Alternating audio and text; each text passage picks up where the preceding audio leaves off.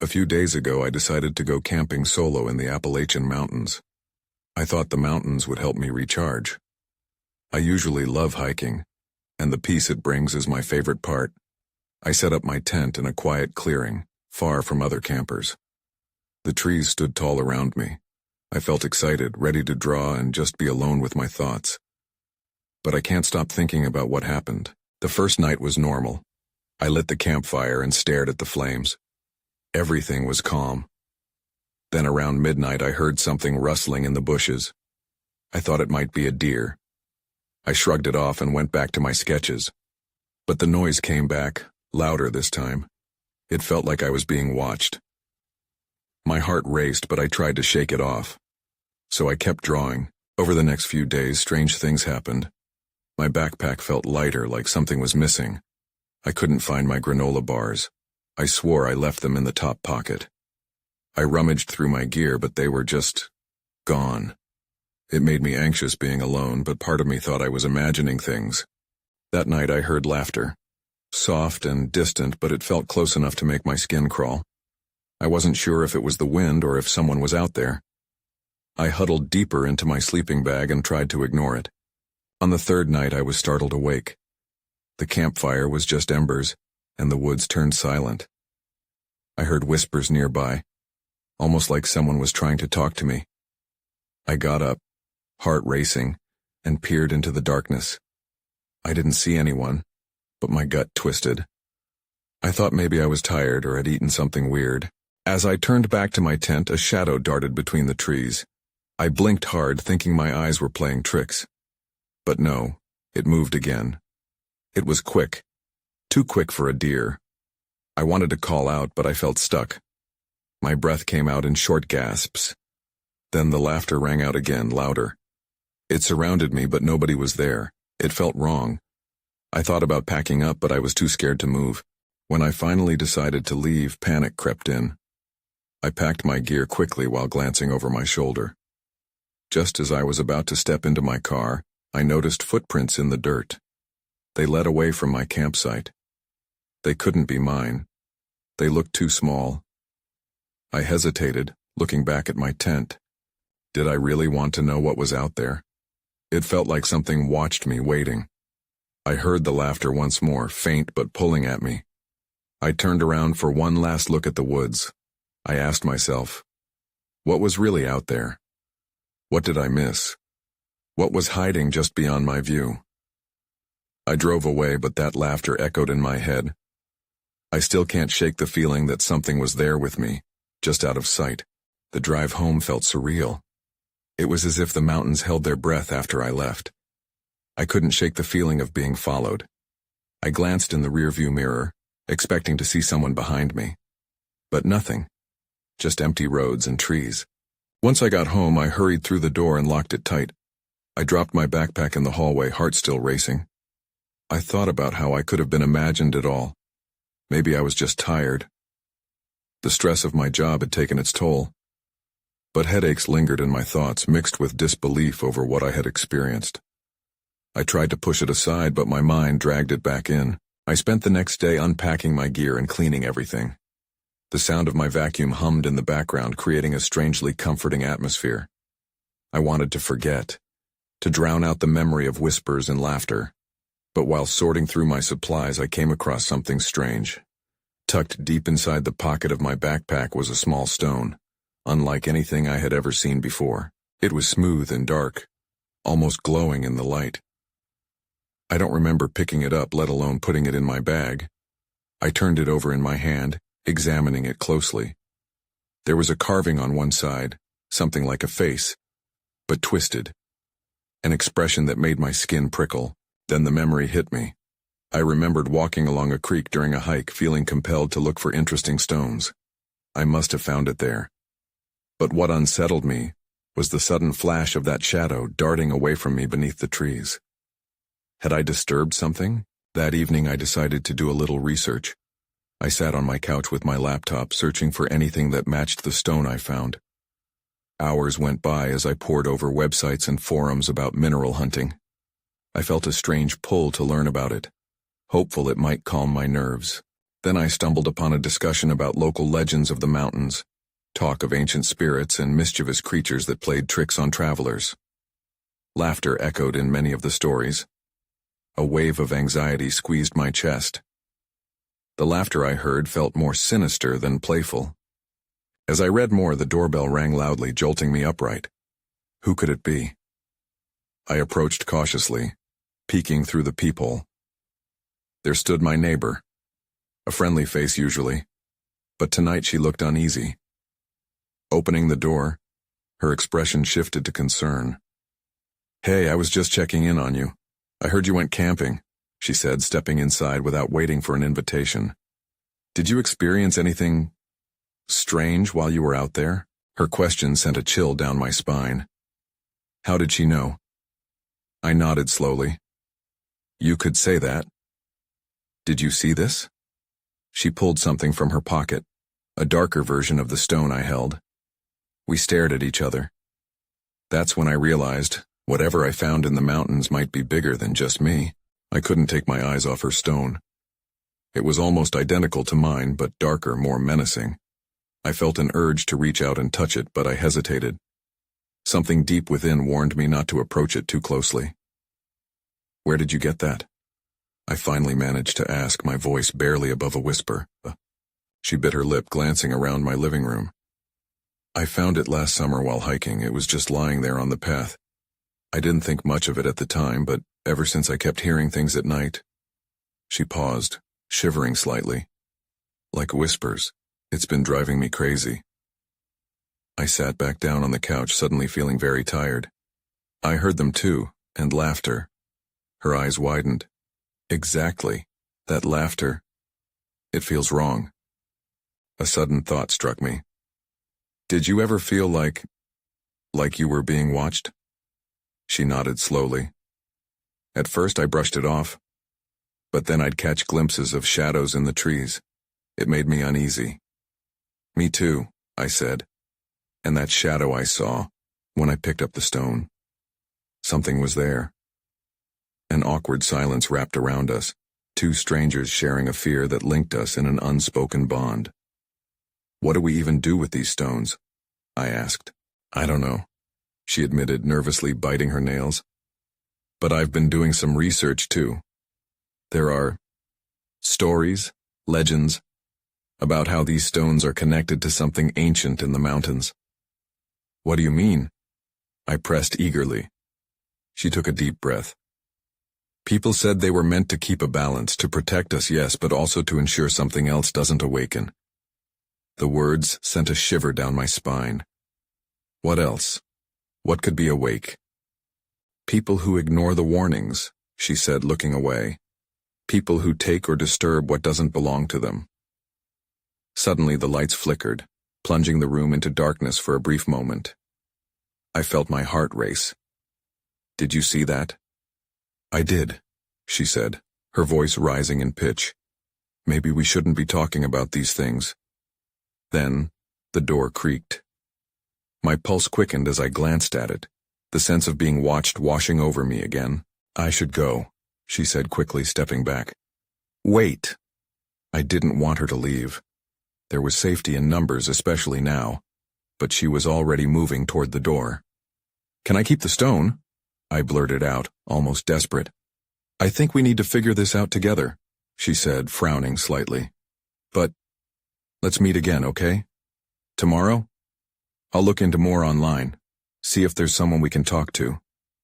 "I'll hold you to that," I promised, watching her with concern as she slipped out the door. I closed it firmly behind her, locking it again. The stone I had picked up was now heavy in my pocket. My palms tingled.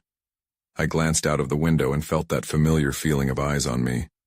I turned back to my laptop, fingers trembling over the keyboard. Then, everything got quiet. Too quiet. That's when I heard the laughter again, soft and distant, echoing from somewhere in the dark outside. The next day I tried to focus on work, but my mind was consumed with the stone and all that had happened. I couldn't shake the feeling of dread that lingered since she left. I kept replaying her words in my head, especially the part about balance. What exactly were we balancing? I felt a small sense of relief when she texted in the afternoon, suggesting we meet at a coffee shop downtown to share our findings. I left my apartment with the stone tucked tightly in my pocket, the weight of it a constant reminder of the mystery we faced. At the coffee shop, she was already seated at a corner table. Her gaze flickered toward the door as I approached, and I noticed the nervous energy vibrating in her. It mirrored my own. "Hey," I said, sliding into the seat. "You find anything new?" She nodded, pulling out her notebook filled with scribbles. "I found some local folklore about the stones. The legends say they're meant to keep something dormant in the mountains.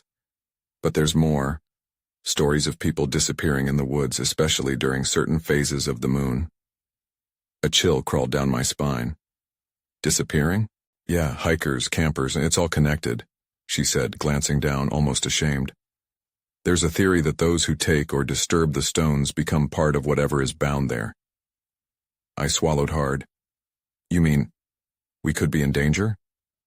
"Maybe, but it gets weirder. I found a local historian who specializes in these legends. His name is Walter. I think we should talk to him," she said, a hint of excitement breaking through her fear. "Where can we find him?" I asked, trying to suppress the growing anxiety. "He lives near the mountains, right on the edge of the woods," she replied. "I think we should go there this weekend, before the next full moon." I hesitated. The idea of venturing into the woods again filled me with dread, but I also knew we needed answers. "Okay," I agreed. "Let's do it." As we wrapped up our conversation, I felt a growing unease. The laughter had returned, echoing faintly in the back of my mind. It was harder to ignore now. "Do you hear that?" I asked, scanning the shop. She looked confused, shaking her head. "What?" "Nothing," I said, brushing it off. But as we walked to the exit, the laughter grew louder. It seemed to swirl around us, an invisible force tugging at my mind. I glanced back into the coffee shop. A man sat alone, his eyes on us, a slight grin on his lips. My stomach dropped. Something about his smile felt wrong. "Let's get out of here," I urged, quickening my pace. Once outside, I took a deep breath, trying to shake off the fog of fear. That night I couldn't sleep. Every creak of my apartment sounded like whispers. Every shadow felt like a pair of eyes watching from the corners. I tossed and turned until finally I got up to check the window, and that's when I saw it. A figure standing just beyond the tree line facing my building. Normal people don't stand still like that in the dark. Panic surged through me as I backed away slowly, heart racing. What had I unleashed? The next morning I tried to gather my wits. I rushed to get ready for the day, but the figure from the night before played on repeat in my mind. My coffee was bitter, and I barely tasted it as I scrolled through my phone, checking messages and avoiding thoughts about the stone in the woods. Lara texted me. She had found Walter's address. "Meet me at noon," she suggested. I agreed, though the idea of finding a historian who had knowledge about missing people made my stomach churn. Still, I needed more information. When I arrived, Lara was already pacing by her car. As soon as she saw me, her eyes lit up with a mix of determination and anxiety. "You won't believe what I found out about Walter," she said breathlessly. I raised an eyebrow, waiting for her to continue. "He's not just a historian, he's written books on the supernatural claims surrounding the mountains. Some say he's had his encounters." "Encounters?" I echoed. "Things that defy explanation. Some people claim he speaks to spirits. Others think he's just a scam artist," she replied, shrugging. "But if anyone can help us, it's him." The drive to his house felt too long. My palms began to sweat on the steering wheel as we navigated the twisting roads that led us deeper into the woods. Trees loomed around us, their branches clawing at the sky, and I felt the weight of unseen eyes lurking behind the foliage. When we finally arrived, I was struck by the sight of his simple cabin. It was weathered with a crooked porch and smoke rising from the chimney. My heart raced as I knocked on the door, the sound echoing in the quiet of the forest. Walter opened the door slowly. He was an older man with wild white hair and deep-set eyes that sparkled with an unsettling mix of wisdom and madness. I felt a shiver creep down my spine, a feeling that I was stepping into something I couldn't control. Come in, come in. He motioned with a shaky hand. I've been expecting you. As we entered, the room was cluttered with books and strange artifacts. The air was thick with the smell of wood smoke and something else, something I couldn't place. I felt both intrigued and repulsed. Sit, sit, Walter urged, settling himself in a chair that creaked beneath him. I sense you seek answers. Lara and I exchanged a glance. We're looking for information about a stone, I managed to say, feeling foolish for my hesitation. He leaned forward, eyes narrowing. Ah, the stones. Dark things, those. You tread on thin ice. What do you mean? Lara asked, her voice steady, but I could sense her trepidation. Walter grinned, revealing teeth that looked like they had seen better days. There's a balance, you see. Disturb one side and the other must react. How far are you willing to go? Before I could answer, a sudden crash echoed from outside, rousing my immediate fear. The sound was loud enough that it jolted us out of our seats. Walter's expression turned grave. They're here, he said, almost gleefully. You must leave. Now. What do you mean, who's here? I demanded, panic rising. But before he could respond, the door flew open. Two shadowy figures stood in the entryway, silhouetted by the light behind them. I felt my heart drop as a familiar laughter filled the air. The same laughter that haunted my thoughts since we encountered the stone. Run! Walter shouted. We didn't need any further encouragement. We darted out of the cabin, adrenaline pumping through my veins. I didn't know who was following us, but I could feel their presence, heavy and suffocating. Once outside, I caught a glimpse of movement behind me. The darkness shifted and I could hear whispers breaking through the trees. They were coming. We sprinted, dodging tree roots and branches, racing into the unknown. All I knew was that whatever was out there was not done with us yet.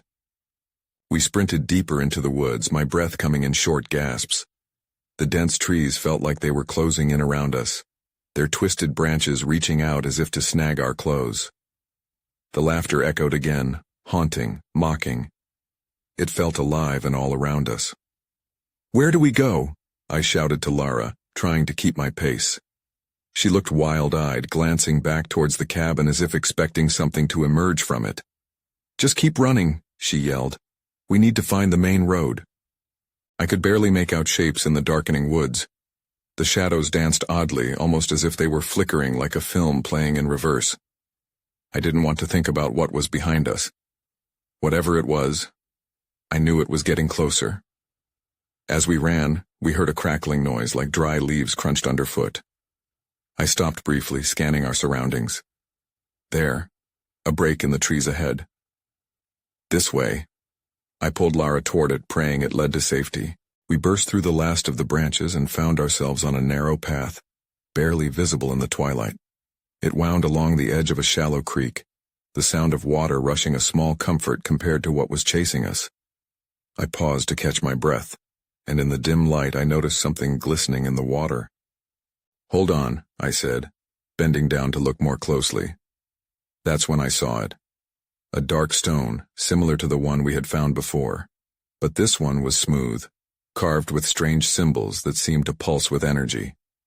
A chill crept down my spine. What are you doing?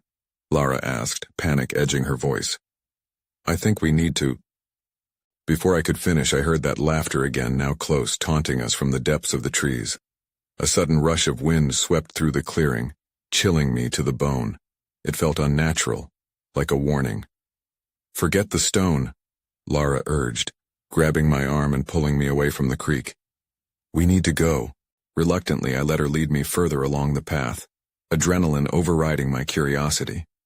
Shadows flitted through the trees behind us, darting in and out. I could hear whispers layered in the wind, taunting us, echoing the words Walter had spoken. You tread on thin ice. My mind raced. Had we disturbed a balance? What would happen now? I couldn't focus on those thoughts without shaking fear rising up. As we ducked and dodged, I felt the presence behind us grow nearer.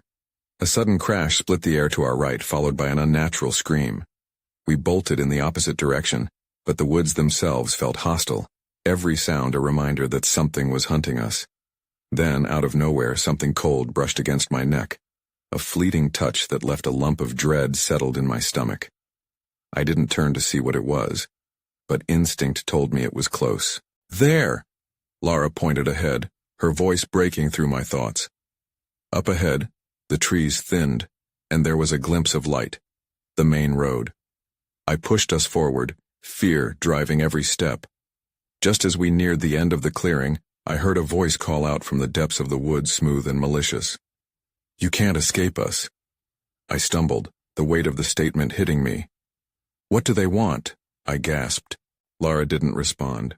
Just as we burst out of the woods and onto the road, a heavy fog descended, blanketing everything in a thick haze.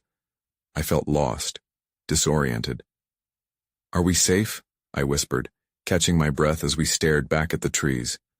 But then I saw the figures emerge from the mist, tall, dark forms standing at the edge of the woods, watching us. A sense of dread filled me, and in that moment, I knew we hadn't escaped at all. The night was just beginning. The fog thickened, wrapping around us like a heavy blanket. I strained to see the figures from the woods, but the mist obscured everything. I was paralyzed by uncertainty, caught between the fear of moving forward and the terror of what lurked behind. Do you see them? I whispered, my voice trembling. Lara's eyes widened. I can't tell. They're just shadows. Should we keep going? My heart raced, pounding against my chest.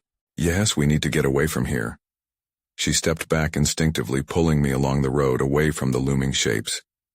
As we moved, I scanned the ground for any sign of help or escape. The gravel was uneven and churned up with weeds, like a trail less traveled.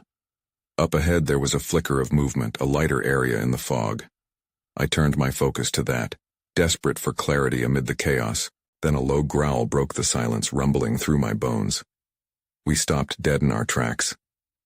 My heart felt like it was trying to leap out of my chest. What was that? I asked, my voice barely above a whisper. Maybe it's an animal, Lara suggested, though I could hear the uncertainty in her tone, but my instincts screamed otherwise. The growl wasn't animalistic, it felt intentional, predatory. I glanced over my shoulder, expecting to see the dark figures coming closer, but the mist seemed to have swallowed them whole. There! I pointed toward the flickering movement. As we approached, I felt a flicker of hope. It looks like a signpost. When we reached it, the relief turned to dread. The sign read, Coven Hollow, 3 miles. I stared at the words as if they might magically rearrange themselves into something more comforting. But just beyond, the trees loomed like sentinels, and the sense of being watched crept back in. Coven Hollow? Lara echoed. What kind of name is that? I don't know, but I think we should go the other way. The hairs on my neck stood up as I glanced over my shoulder again. The growling had stopped, but I felt a presence lingering. Can you hear that? Lara asked, quieting her voice. I strained to listen. There was a whispering on the wind like conversations just out of reach, words that twisted in my mind without forming coherence.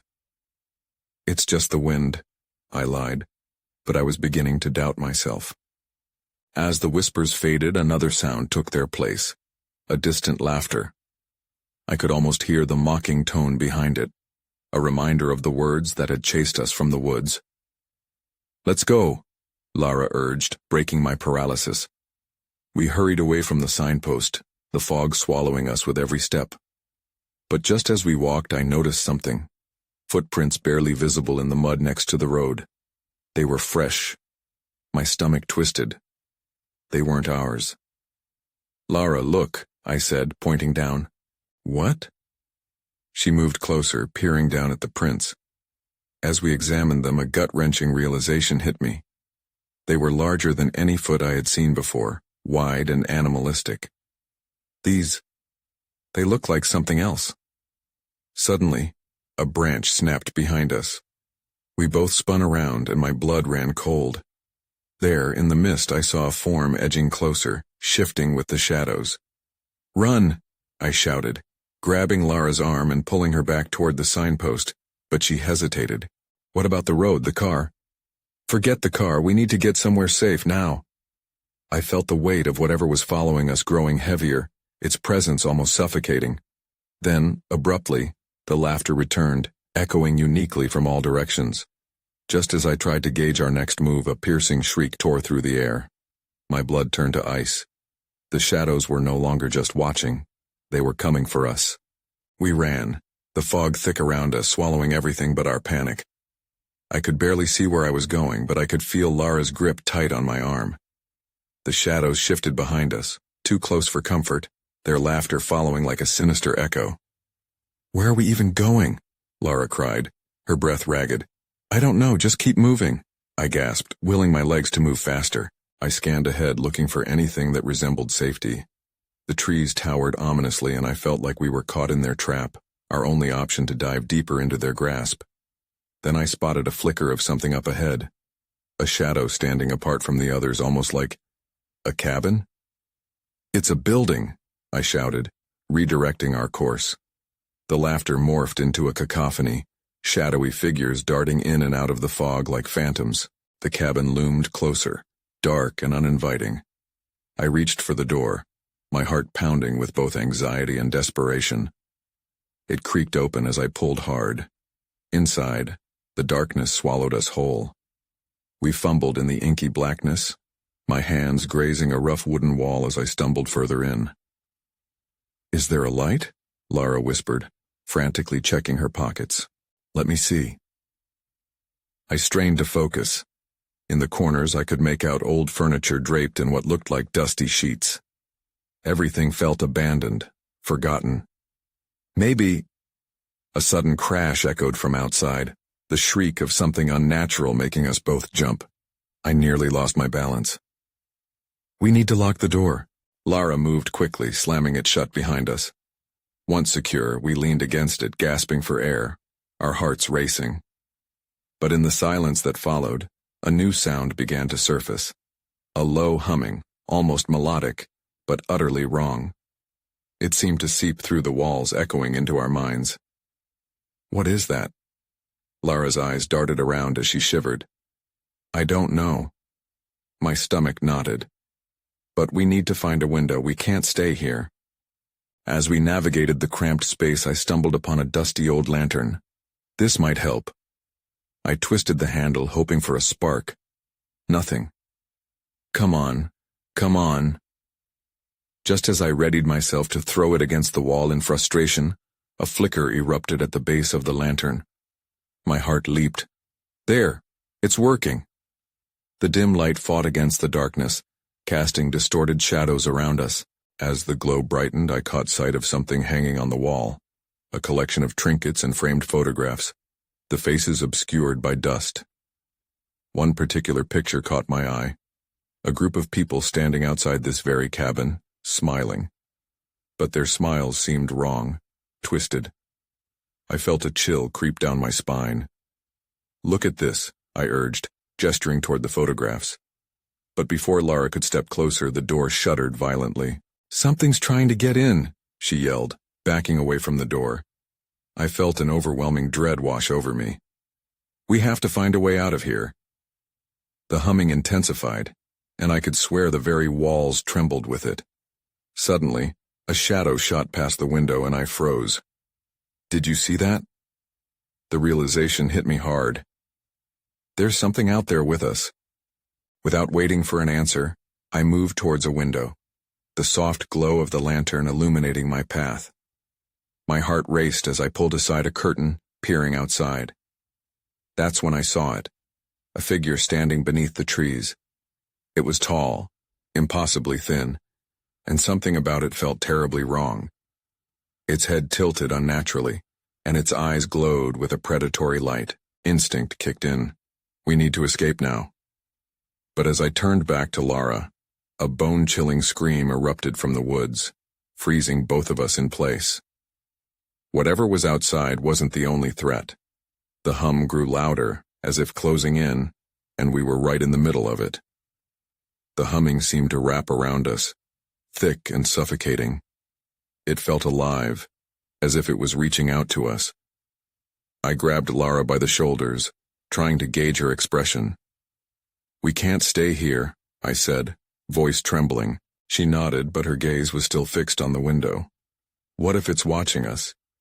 "I don't know, but we don't have much time." I stepped back, scanning the room for another way out. There had to be something. A back door, a window, anything to get away from this place. The last remnants of daylight faded outside, leaving us in a growing darkness. The lantern's flicker felt like it was the only thing separating us from whatever lay beyond those walls. "Let's look for another exit," I urged, moving deeper into the cabin. Lara followed, but the tension in the air seemed to weigh her down. I spotted a stairwell in the corner leading to an upper floor. "Upstairs," I shouted. "Maybe there's a way out up there." We rushed toward the stairs, the wood creaking ominously beneath our feet. The hum grew louder as we climbed, almost like it was beckoning us. The second floor was eerily silent, and I hesitated, peering around at the dark hallway that stretched before us. "Stay close," I whispered. The shadows clung to the walls, and I could barely make out the doors lining either side. Each one looked like it held secrets. I took a shaky breath and opened the first door, a small bedroom filled with dust and cobwebs. There was nothing remarkable inside, but I noticed a small closet in the corner. I opened it and found an old trunk buried under moth-eaten clothes. I kicked it, curiosity getting the better of me. It was heavy but not locked. "What's in here?" I said, more to myself than to Lara, who stood just outside the door. I pulled the lid open. Inside was a collection of old yellowing letters and strange symbols scratched onto the trunk's inner walls. Among the letters was one that stood out. It was addressed to the Keeper of the Shadows. My hands trembled. "Who was that?" Lara's voice broke through my thoughts. "You need to see this." I stumbled to her side, only to find her staring at a painting on the wall. It depicted the same figure I had seen outside, but this time it was clearer. The figure was surrounded by twisted trees, their branches threatening to choke the light. "Where did you find that?" My voice barely came out as a whisper. "It was right here, hidden behind these awful curtains." Lara looked pale, her eyes wide. "It feels like it's alive." The humming crescendoed into a deafening roar vibrating through the walls. "We have to go," I shouted, grabbing her hand and pulling her back toward the staircase. But as we turned, the door at the end of the hallway creaked open. An icy draft swept through, and I froze. Someone or something was in this cabin with us. "Run!" I yelled. The world felt surreal, like we were trapped in a nightmare that refused to let go. We dashed down the stairs, the shadows gathering behind us, manifesting into something tangible and terrifying. The door we had entered through was still shut, but the violent knocking had resumed, urgency echoing through the cabin. It finally splintered under the pressure, collapsing outward as we reached the bottom. "Out the back." I pointed toward a narrow door at the rear. The darkness continued to press in, and I felt a surge of adrenaline wash over me. We burst out the door, but the barbecue smell of the campfire didn't offer the comfort it should have. That's when the scream I'd heard earlier pierced the night again, this time echoing from behind us, close enough to feel like it was directed at us. I turned back, unable to shake the sense we were being hunted. Just as we reached the edge of the clearing, I glanced back. The figure stood there, illuminated by the dying light, its unsettling gaze fixed on us. "Not again," I whispered. We raced into the darkness, the shadows chasing after us. But as we fled, I could feel something more profound lurking in the combination of whispers and shadows, and the echoes of what we'd discovered lingered in my mind. There was no way we were done with this. We bolted down the narrow path, weaving through the trees, the laughter echoing behind us like a grim taunt. It felt like we were running through a dream, every step heavy and laden with dread. We had no idea how far we had come, but stopping was not an option. "Where does this lead?" Lara gasped, glancing back. The shadows seemed to shift, darting between the trunks, relentless in pursuit. "I don't know, just keep running." The urgency in my voice felt unreal, as if I were still caught in the haze of disbelief surrounding everything that had happened. All I wanted to do was get as far away from the cabin as possible, from whatever was haunting us. Suddenly, we stumbled into a clearing where the trees receded, revealing a road that cut through the mountains. It was a small comfort, a sign of civilization, yet the shadows cast by the trees seemed to cling to us, like they were determined not to let us escape. "Look!"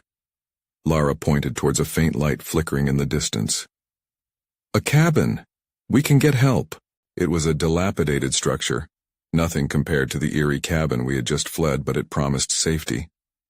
We sprinted towards it, my heart pounding in my chest as the threatening laughter grew fainter behind us but never fully dissipated. Bursting through the door, we were met with the warmth of a fire crackling inside. The interior was rustic but inviting, with furniture strewn about. A single lantern illuminated the dusty room, the flickering flame casting odd shadows on the wall. "Hello?" I called hesitantly, scanning the room for signs of life.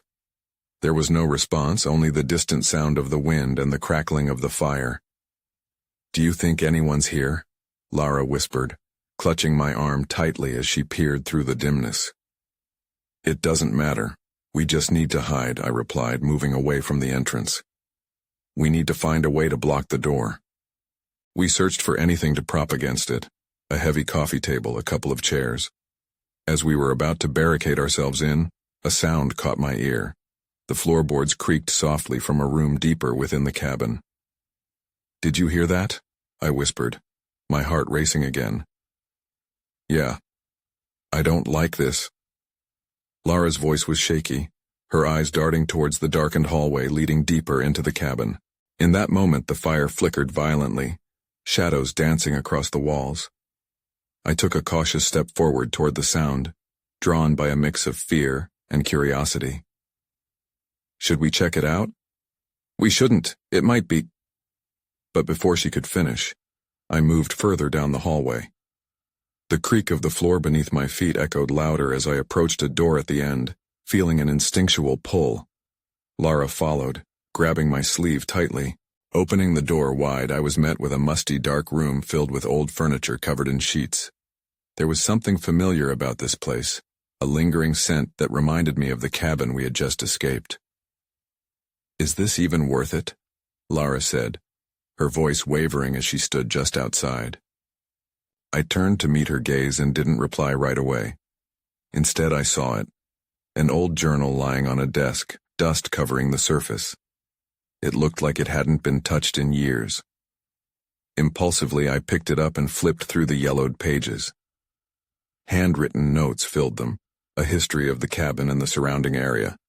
But what caught my attention were the mentions of the very stones we'd encountered. "This is about the stones," I said, excitement bubbling at the chance to learn more, yet dread gnawed at me. "It says they are keys to a pact made long ago, a way to communicate with something." "Is that a good thing?"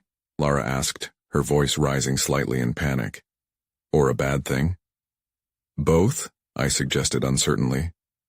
"It seems the stones keep something asleep, and if disturbed—" The door slammed shut with a resounding bang, rattling the wooden frame. I stumbled back, heart racing as fear shot through me. "What the hell?" "Something's trying to get in," Lara shouted. We rushed back toward the first door, jostling against it with every ounce of strength. Outside, the laughter rose again, roaring through the air like a predator hungry for prey. My mind reeled. Whatever was pursuing us had followed, and now it was right on our heels. "We need to break a window!" I shouted, adrenaline surging as I threw myself at the door once more. Outside, silhouettes flickered just beyond the glass, shadows molding into shape, taunting us. "No, it'll hear us!" Lara cried, holding me back. But just then, something crashed against the door, shaking the frame. In that moment of chaos, my gaze snapped to the window at the other end of the room. "The window!" I yelled, lunging toward it. With a swift move, I pried it open. Lara followed without a second thought. We climbed out quickly, the night air rushing to meet us, raw with a sense of urgency. But as we dropped onto the ground, I stumbled, the earth uneven beneath my feet. "What now?" Lara whispered urgently, glancing back toward the cabin. The shadowy figures lingered, waiting, eyes glinting with some inscrutable desire. "We run," I replied, already moving toward the tree line that surrounded us. We have to find a safe place. With no plan but survival, we darted into the woods once more, the incessant laughter fading, but not silencing completely. Each step felt heavier than the last as I tried to push my fear aside. "Do you think it's gone?" Lara panted, trying to keep up with me. "I don't know, but we can't look back," I urged, my heart pounding in my chest. The woods swallowed us whole again. But this time it felt different. It felt as if the trees themselves were aware of our presence, each branch and rustle a reminder that whatever we had disturbed was still nearby, relentless in its hunt. Behind us, the laughter had quieted, but its memory echoed in my head. What would happen if we couldn't escape? Would we be lost to the mountain's secrets forever? As we pressed forward, the darkness felt alive, whispering threats of what lay ahead. There were no answers, only the unending bewilderment of not knowing whether the stories were true or just tricks of the mind. All I was sure of was that our escape had only just begun.